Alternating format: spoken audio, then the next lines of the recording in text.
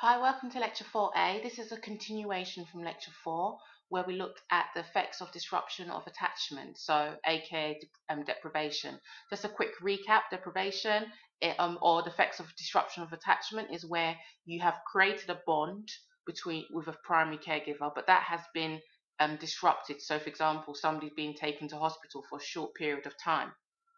So, first question, disruption of attachment can occur when children experience separation from their attachment figure during their early childhood.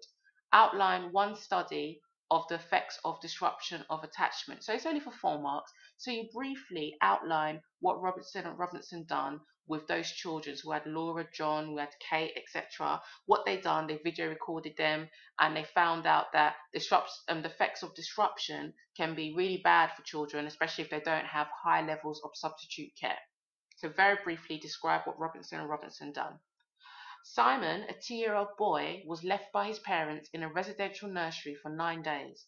His mother did not see him during this time because she was in hospital. He was looked after by many different carers who gave him good physical care. Explain how Simon's behavior might change as a result of disruption of attachment. So you can answer this using, for example, the PDD model, the protest, despair, and detachment, in terms of how his behavior will deteriorate. So even when the mother does come back, he may even reject her. You can explain it like that. So, and again, it's just one way in which Simon's experience when his mother went into hospital could have been improved. So, a key one here is that they had many different carers. So, one way that they could have been improved by, for example, which was him being allocated to maybe one carer who'll be like a key worker for him, so he knows who he can go to for his emotional care. And that is the only questions they've actually asked on disruption of attachment. So watch this space, 2014 exams, they might actually ask this for a longer question.